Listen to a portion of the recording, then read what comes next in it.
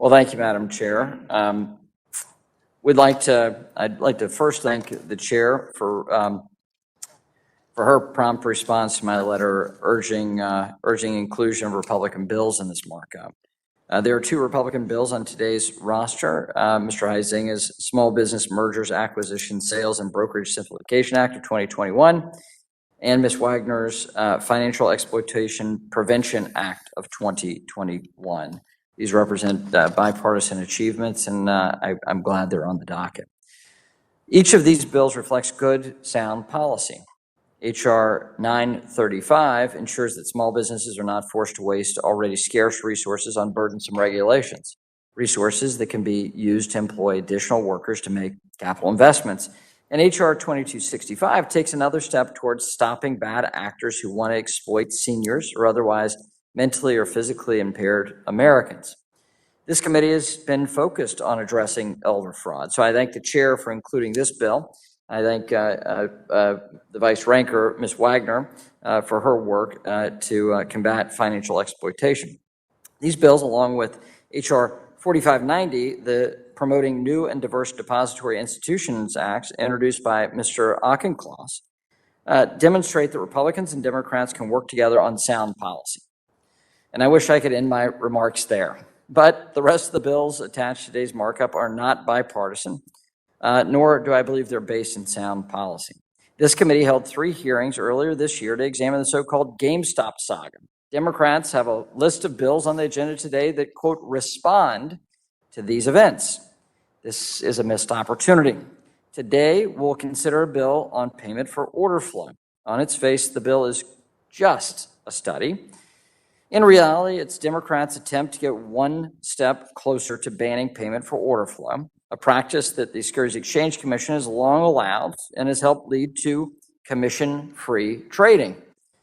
We'll consider a bill to, quote, create greater transparency with respect to 13F disclosures.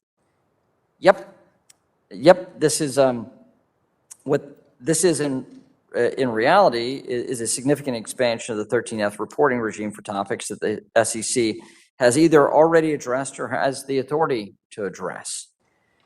We'll consider a bill that prohibits trading ahead by market makers, even though the practice is actually already illegal. There is no ambiguity on this point. And the Securities Exchange Commission and the Department of Justice have the authority to pursue and prosecute bad actors, and they do. Instead of coming up with half-baked solutions for perceived problems, we should be working together to empower everyday investors to make decisions that are in their interest. Policies like the accredited investor definition blatantly pick winners and losers, and if you're wealthy, you're good to go, and if you're not, the government, well, has to protect you out of opportunities. We should move away from this outdated investment regime.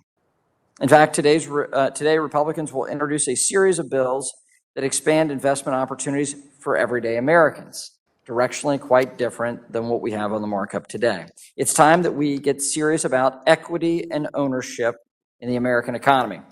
Finally, Madam Chair, we'll mark up H.R. 3332, a bill that authorizes $500 million over the next 5 years for manufactured housing. I don't think I need to remind my colleagues that according to the National Low-Income Housing Coalition, we have a 5-alarm fire on our hands. The eviction moratorium expires this week. Less than 7% of the $46 billion in emergency rental assistance has made it in the hands of families in need. This is an abject failure. Instead of marking up Republicans' Renter Protection Act, which gets the $46 billion appropriated by Congress to renters immediately, Democrats want to focus on authorizing $500 million for manufactured housing. I'm sorry to say the Democrats' priorities here don't add up.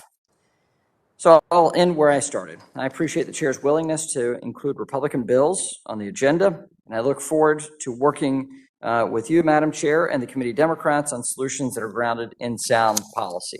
And with that, I look forward to today's markup, and I yield back.